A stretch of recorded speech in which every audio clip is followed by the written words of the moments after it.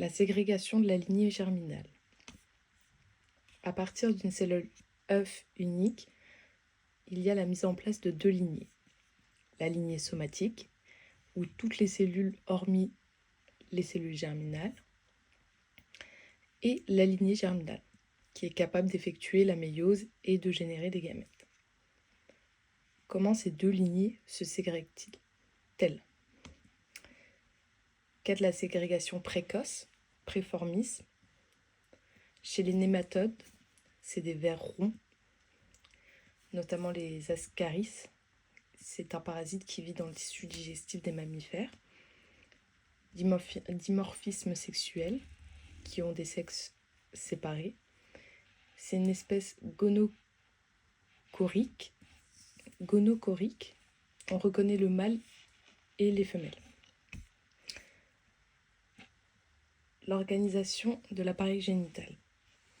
2 ovaires chez la femelle qui se replient dans la cavité générale. Un testicule. L'appareil génital est allongé et replié un certain nombre de fois. Les premiers travaux sur l'ascaris, en ce qui concerne la ségrégation de la lignée germinale, ont été réalisés par Boveri en 1887. Ils ont été réalisés sur Ascaris megalocephala. C'est un ascaris qui parasite le cheval. Le nom de l'espèce confère le nombre de chromosomes 2N égale 2. Chez l'ascaris, la cellule souche de toute la lignée germinale est la cellule G4 ou P4. C'est un blastomère, souche de la lignée germinale. Les différentes caractéristiques des premières divisions sont que les chromosomes ont un aspect particulier. On distingue 2 régions. Une hétérochromatine aux extrémités, plus dense, et une euchromatine au centre, plus fine. Les mitoses des cellules S1, S2, S3 et S4 sont anormales. Ces divisions sont anormales car les extrémités des chromosomes sont perdues et vont rester dans le cytosol, et donc ne pas se retrouver dans le noyau des cellules filles. La seule partie qui est transmise aux cellules filles est l'euchromatine, avec 27 à 30% de perte d'ADN. Les régions centrales sont coupées en petits morceaux, environ 60 petits morceaux. Les petits points colorés par le DAPI représentent les petits morceaux d'ADN. Chez l'adulte, ce seront 2 populations, les cellules somatiques et germinales, qui n'auront donc pas la même information génétique. Les cellules germinales sont les seules à conserver intégralement l'information génétique. Les cellules ayant une mitose anormale, elles se divisent pour donner 2 cellules filles, S1 et P1. Cette première division est normale. Ensuite, la cellule S1, qui forme un T, donc la barre du T, perd son hétérochromatine et son euchromatine se fragmente. P1 donne 2 cellules filles avec une division normale. Les cellules, à la fin, ont une forme de T. Le zygote a des chromosomes qui ont des kinétochores, qui sont répartis sur toute la longueur des chromosomes. C'est des chromosomes holocentriques. Il y a une modification. Les régions hétérochromatiniennes ne représentent plus les kinétochores. De ce fait, quand il y a fragmentation de l'ADN, ces extrémités ne peuvent plus interagir avec les microtubules et ne sont pas entraînées vers les deux pôles du fuseau. La fragmentation de l'ADN en 60 petits morceaux survient au niveau de sites particuliers, les régions CBR, Chromosome Breaking Regions. Une fois l'ADN coupé, il y a addition de petits motifs télomériques répétés, TTAGGC, d'une taille comprise entre 4 et 6 kb. Cette addition est permise par l'apparition d'une activité télomérase au cours du développement.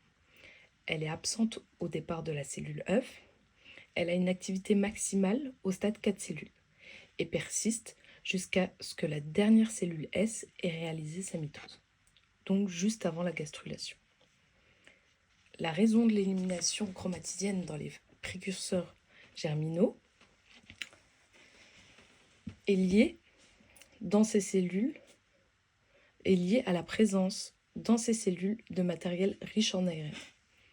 Donc dans les cellules germinales, il y a du matériel riche en ARN. Ce matériel est présent dans l'œuf fécondé, mais pas partout dans l'œuf. Il est localisé uniquement au niveau du pôle végétatif. C'est sa présence qui empêche que la division soit anormale. L'élimination chromatidienne se produit jusqu'à ce que la cellule soit assez riche en ce matériel. Cette situation est atteinte dans la cellule G4. À ce stade, l'embryon possède 16 cellules, 15 cellules somatiques et une germinale. À partir de là, toutes les cellules filles de la cellule G4 auront des divisions normales, et plus aucune ne subira des divisions anormales. Le plasme germinal est présent uniquement dans la cellule P1. La nature de l'ADN éliminé lors de ces divisions anormales est majoritairement constituée de séquences d'ADN satellites répétitives. Chez l'ascaris adulte, on estime que 99,5% des séquences satellites sont contenues dans les cellules germinales. On a aussi identifié parmi l'ADN éliminé des gènes qui n'existent qu'en un seul exemplaire. Un de ces gènes est ALEP-1, qui code pour la protéine S19, qui appartient à la petite sous-unité de ribosome eucaryote RPS19G. L'absence de ce gène RPS19G dans les cellules somatiques pourrait être responsable de la non-expression de gènes impliqués dans la différenciation germinale. La ségrégation de la lignée germinale et de la lignée somatique se fait par perte de gènes dans le soma, les gènes impliqués dans la différenciation germinale. Le cas de Caenorhabditis elegans. La segmentation, donc C. elegans, est le premier animal chez lequel on a pu étudier le lignage cellulaire. Le zygote donne la cellule AB, qui donne les cellules de l'hypoderme, des neurones. L'autre cellule donnée par le zygote est la cellule P1. Lorsqu'elle est divisée, elle donne deux cellules, EMS et P2. Les granules P, dans l'ovocyte, les granules P sont répartis uniformément. Entre la fécondation et l'amphimixie, ils se concentrent au niveau postérieur. Ils se retrouvent dans la cellule P4, ce qui indique que c'est un précurseur de la lignée germinale.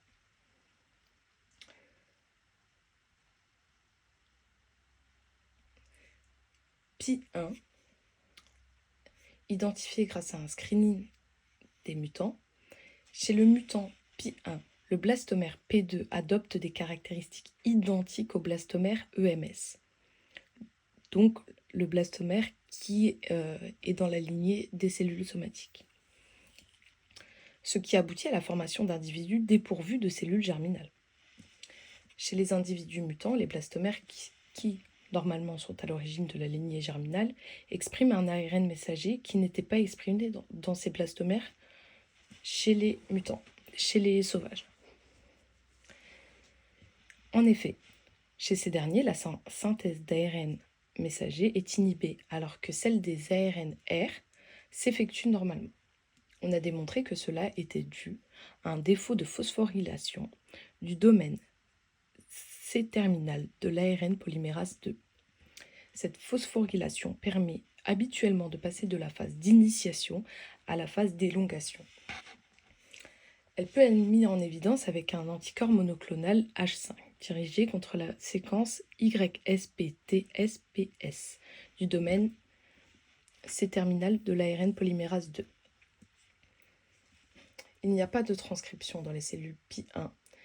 La protéine Pi1 contient dans sa région terminale la séquence YAPMATP, assez homologue à celle que subit la phosphorylation dans le domaine CTD de l'ARN polymérase 2.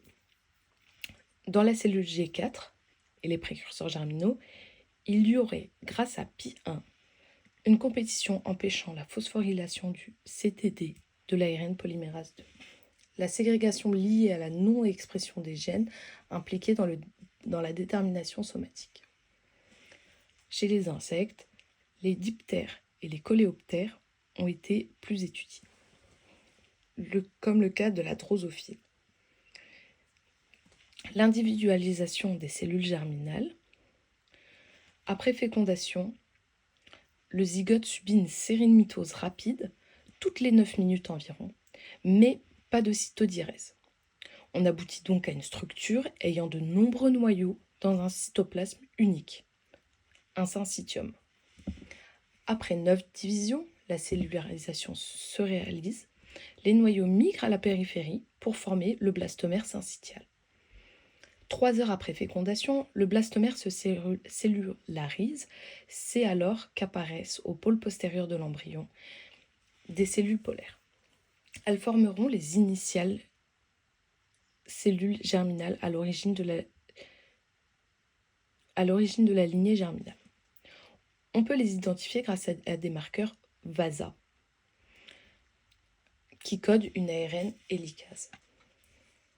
Les cellules ne sont pas au bon endroit pour le moment. Il va falloir qu'elles se positionnent dans les organes génitaux, ce qui induit un processus de migration des cellules polaires dans l'embryon, les cellules primordiales germinales.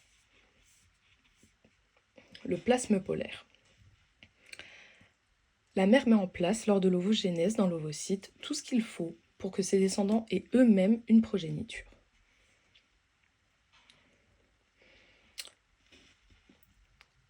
Un scientifique décrit en microscopie électronique des granules denses aux électrons de 0,2 à 0,5 micromètres de diamètre, localisés au futur pôle postérieur de l'embryon, non limités par une membrane contenant du matériel fibreux et des ribosomes, souvent à proximité des mitochondries.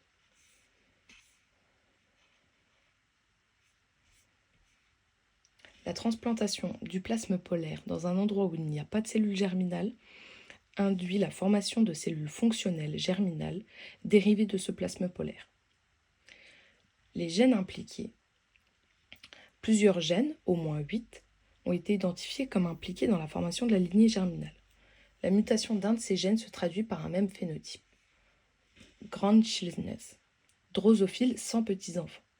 En effet, la descendance sont des gonades, sans cellules germinales. Un de ces gènes, Oscar, l'ARN messager de ce gène est produit pendant l'ovogénèse par les nurse cells, les cellules nourricières, et est transporté dans l'ovocyte. L'ARN messager va ensuite se localiser au pôle postérieur de l'ovocyte au stade 8. Cette localisation est liée à la présence dans l'UTR3' d'une séquence de localisation postérieure qui s'associe à des RNA binding proteins comme STAUFN, elle-même liée aux microtubules.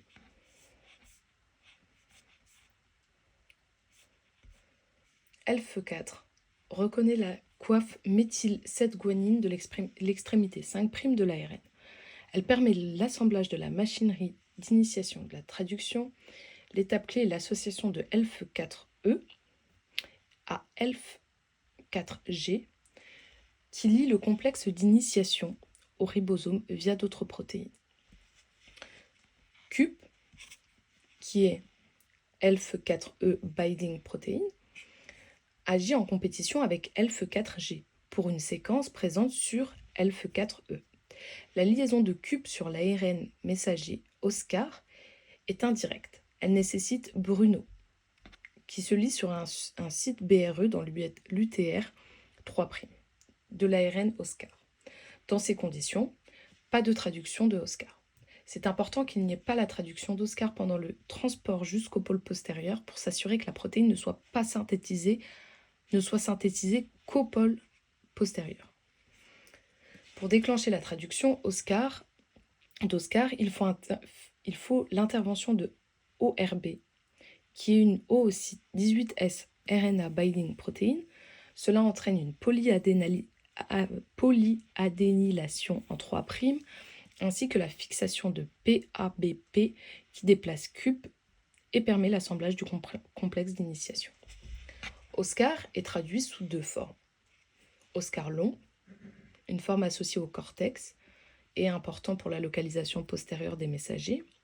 Oscar et des mitochondries, transmises uniquement à la descendance par la mère, et Oscar court, qui est nécessaire et suffisant pour l'assemblage du plasme germinal et la formation des cellules polaires. Exprimé dans une cellule humaine, il permet la formation de granules sans autre composant du plasme polaire. La non-traduction de l'ARN messager de nanos est liée à la liaison dans l'UTR3 de la protéine SMAUG, S-M-A-U-G, qui elle-même est associée à la protéine CUP et à la protéine ELF4E. SMAUG recrute aussi CCR4-NOT, qui est une déadénylase qui empêche la polyadénylation. Dans cette configuration, pas de traduction de nanos quand Oscar est traduit. La protéine Oscar permet de déplacer SMAUG et CUP, et la traduction de nanos peut avoir lieu. Oscar permet donc la traduction de nanos. Le gène nanos code pour une RNA binding protein, avec des motifs en doigt de zinc, C2H2. En absence de nanos, les cellules polaires expriment des gènes somatiques et entrent en apoptose.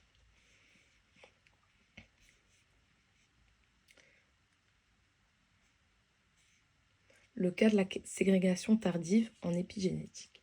On peut prendre l'exemple des mammifères. Chez la souris, le développement ne dure que 21 jours, mais les cellules germinales primordiales n'apparaissent qu'à 7,25 jours, ce qui est bien au-delà de la période où se fait la segmentation. Il n'y a pas de plasme germinal, il y a une intervention de molécules de signalisation. Les cellules qui recevront le bon signal deviendront des cellules germinales primordiales.